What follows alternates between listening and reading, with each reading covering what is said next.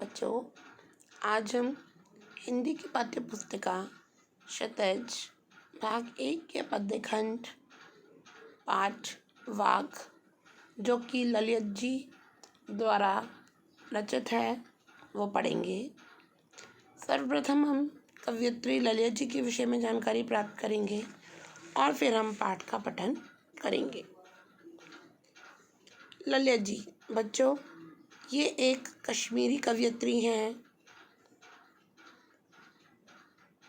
कश्मीरी भाषा की प्राचीन एवं लोकप्रिय ललित जी का जन्म 1320 ईस्वी में श्रीनगर के पास सिमपुरा में हुआ था। उनके जीवन के बारे में प्रामाणिक तथ्य नहीं मिलते कि उनका जन्म के बारे में जानकारी प्राप्त नहीं होती।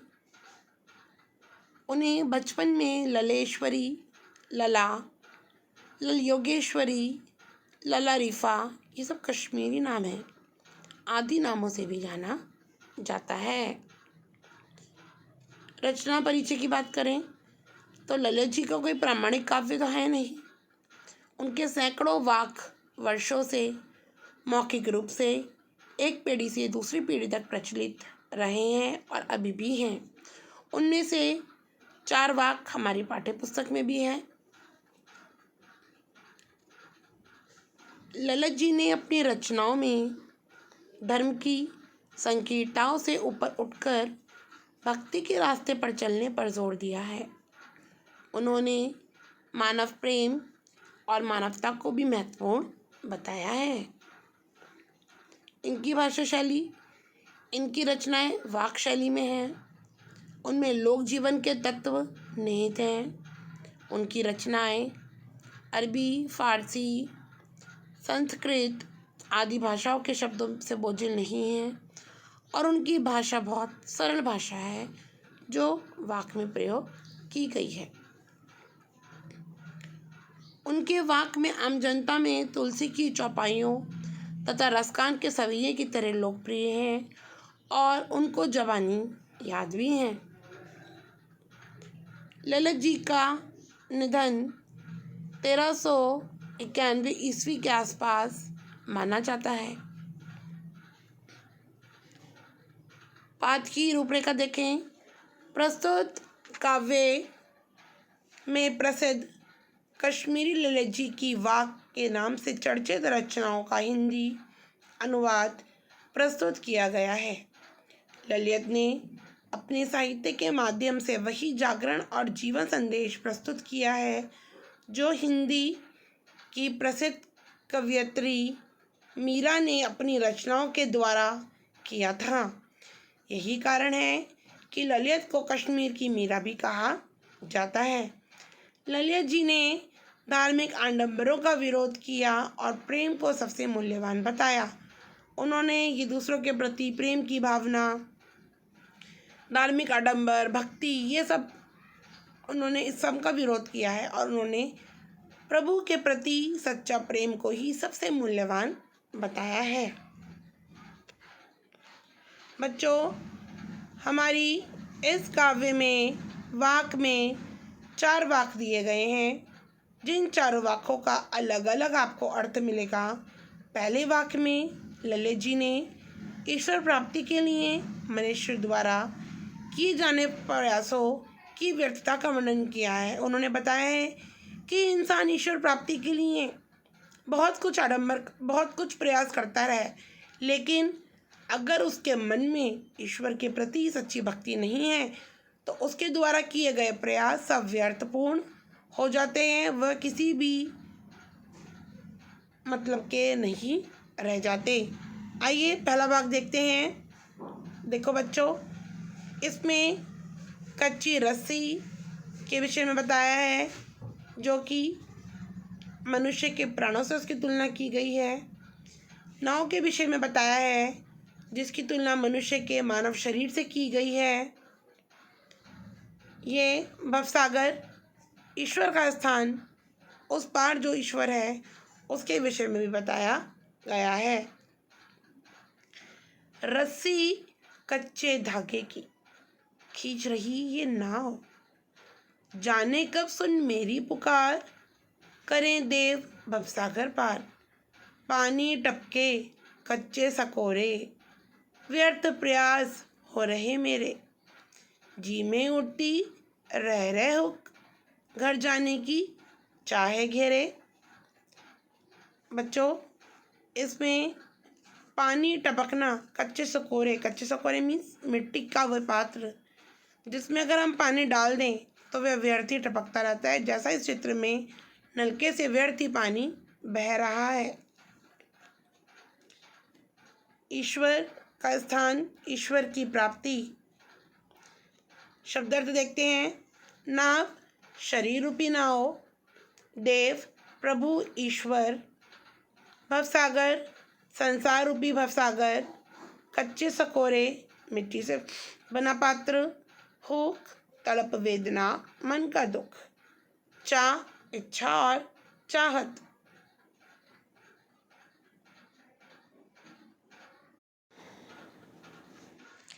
कवयित्री ललिया जी ने हमें इस वाक्य के माध्यम से जो वह ईश्वर प्राप्ति के, ईश्वर को प्राप्त करने की जो वो प्रयास जो वो कर रही हैं, उनको पाना चाहती हैं, वो सभी प्रयास उनको व्यर्थ होते नजर आ रहे हैं। कवयित्री ललित जी बताती हैं कि रस्सी कच्चे धागे की खींच रही है नाव। प्राण रूपी जो रस्सी है वह कच्चे धागे की है, वह मजबूत धागे की नहीं है। वह कच्चे धागे की जो प्राण रूपी रस्सी है वह शरीर अर्थात देह रूपी नाव को खींचने में लगी हुई है, लेकिन वह कुछ कर नहीं पा रही है, सिर्फ वह नाव को खींचे ही चली जा रही है। अर्थात उनके प्राण इस शरीर को बस खींचे ही चले जा रहे हैं, उनकी इच्छा जीने की नहीं है, क्योंकि वह प्रभु से इस भवसागर को पार करने की गुहार लगाए बैठी हैं। वे कहती हैं कि ना जाने उनका प्रभु उनकी पुकार कब सुनेगा और उनको इस भवसागर से पार ले जाएगा। आगे अपनी बात को बढ़ाती हुई कहती हैं, पानी टपके कच्चे सकोरे, व्यर्थ प्रयास हो रहे मेरे। जिस प्रकार मिट्टी का बना हुआ पात्र, कच्ची मिट्टी का बना हुआ पात्र में वो अभी पका हुआ नहीं है, वह पात्र, वो बर्तन, मिट्टी का जो बर्तन है उसमें हमने पानी रख दिया और वो पानी उसमें नहीं टिक पाएगा, वो पानी उसमें से बहता रहेगा, अर्थात वह पानी व्यर्थ ही जाएगा, उसका वो प्रयोग में नहीं लाया जा सकेगा।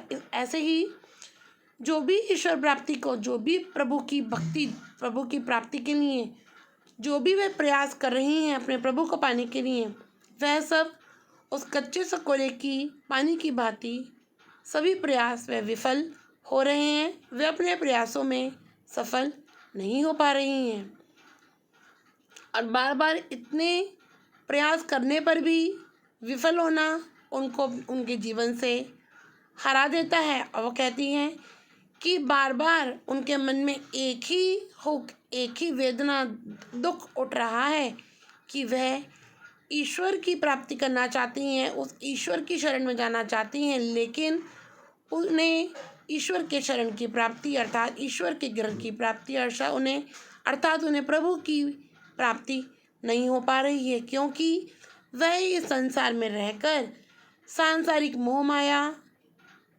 प्रभु की भक्ति में लीन है, लेकिन वह नहीं कर पा रही हैं। वह सांसारिक मोह माया, सांसारिक कष्टों में फंस गई हैं और वह उससे अपने आप को नहीं निकाल पा रही हैं, इसलिए वह प्रभु की उनको भी शरण प्राप्त नहीं हुई है। इसमें रूपक अलंकार का सुंदर प्रयोग किया गया है। कवयित्री ललित जी ने दूसरे वाक्य में जाति और धर्म की सीमाओं से ऊपर उठकर समानता की भावना अपनाने पर बल दिया है। उन्होंने कहा है कि यदि व्यक्ति इन भोग विलासिताओं का जीवन जीता रहेगा तो उसे जीवन में कुछ प्राप्त नहीं हो सकता, इसलिए उसे बीच का रास्ता अपनाने की सलाह दी गई है। खा खाकर कुछ पाएगा नहीं, ना खाकर बनेगा अहंकारी। सम खा तभी होगा संभावी, खुलेगी सांकल बंद द्वार की। शब्दों के अर्थ देखते हैं। ये देखिए बच्चों, चित्र में भी दिखाया गया है बंद सांकल, अहंकारी, अभिमानी। सम इंद्रियों का शमन, संभावी समानता की भावना, सांकल जंजीर।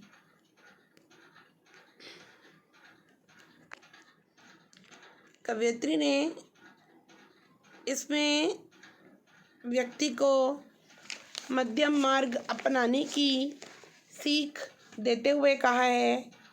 वो कहती है कि ये व्यक्ति, ये मनुष्य, यदि तो इन भोग विलासिताओं, सांसारिक भोग विलासिताओं में डूबा रहेगा तो तुझे कुछ नहीं मिलने वाला।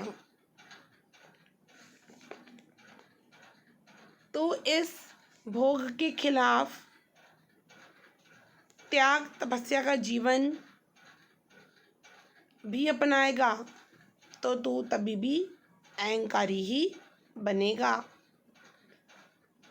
कहने का तात्पर्य यह है कि कवयित्री ये कहना चाहती हैं कि व्यक्ति, मनुष्य को अगर भोग विलासिताओं का जीवन पसंद है, वो हर चीज़ का भोग करना चाहता है, सही शान और शौकत चाहिए, तो उसे इस संसार में कुछ नहीं मिलने वाला। उसका अहम उन चीज़ों के प्रति रोज पे रोज बढ़ता ही जाएगा। समखा अपनी इंद्रियों का शमन करके, अर्थात इन चीज़ों का उपभोग ना करके, इन चीज़ों को अपने से दूर रखकर यदि व्यक्ति समभावी मीन्स समानता का भाव, बीच का मध्यम मार्ग अपनाता है, जहाँ पे इन सब चीज़ों की ज़रूरत नहीं होती, सिर्फ ईश्वर की मार्ग का ही रास्ता होता है, तो तभी इन सब चीज़ों को दूर रखकर अगर यदि वह मध्यम मार्ग अपनाता है तो खुलेगी सांकल बंद द्वार की। तो बंद द्वार के जो सांकल है वो खुल जाएगी, अर्थात जो रास्ता प्रभु भक्ति के लिए अभी तक बंद था वो रास्ता प्रभु भक्ति का खुल जाएगा, अर्थात हमें सच्चे प्रभु की प्राप्ति हो जाएगी। इसलिए कवयित्री लैला जी ने इस वाक्य के माध्यम से मनुष्य को सांसारिक भोग विलासिताओं से दूर रहने की प्रेरणा दी है और उसे मध्यम मार्ग अपनाने को कहा है और संदेश भी दिया है कि व्यक्ति यदि अपने जीवन में सफल होना चाहते हैं, प्रभु की सच्ची भक्ति करना चाहते हैं, उसकी प्राप्ति करना चाहते हैं, तो उन्हें इन सब चीज़ों से दूर रहना चाहिए। कवयित्री ने तीसरे वाक्य में गुरु की महिमा का वर्णन करते हुए सच्चे गुरु को प्राप्त करने और भव सागर पार करने की बात बताई है। वे कहती हैं, आई सीधी राह से गई ना सीधी राह, जेब टटोली कोड़ी ना पाई, सुषुप्त सेतु पर खड़ी थी, बीत गया दिन आहा, माझी को दूं क्या उतराई। शब्दों के अर्थ, राह, रास्ता, सुषुम्ना नामक नाड़ी, टटोली खोजी, कोड़ी ना पाई कुछ भी ना मिला, माझी नाविक, उतराई पार करने का, उतारने का किराया। कवयित्री कहती हैं कि जब वह प्रभु भक्ति के लिए उन्होंने सीधा मार्ग अपनाया, वह आई तो प्रभु की भक्ति के लिए सीधे मार्ग से थी, अर्थात सीधे रास्ते से आई थी, उनके मन में कोई छल कपट नहीं था।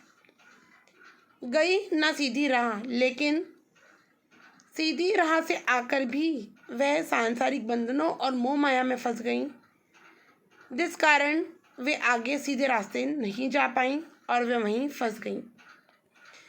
जेब टटोली कोड़ी ना पाई।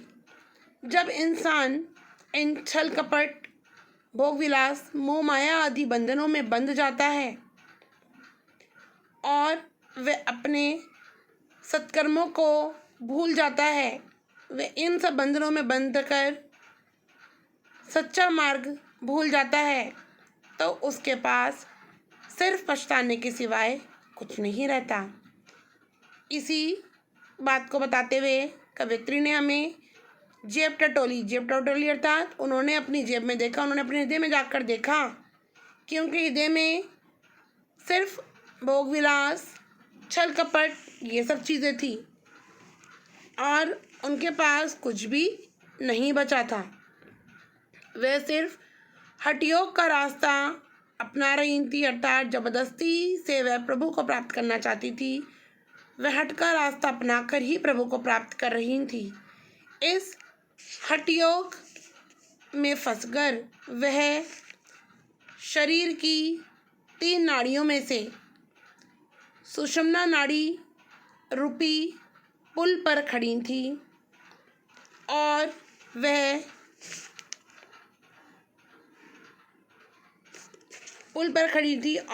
वहाँ खड़े खड़े उन्हें पूरा दिन हो गया, अर्थात उन्होंने जितने भी प्रयास करे वह सब व्यर्थ चले गए। अब भवसागर को पार कर भी लिया, लेकिन मांझी नाव चलाने वाले रूपी प्रभु को वह उनके पास देने के लिए कुछ भी नहीं बचा था।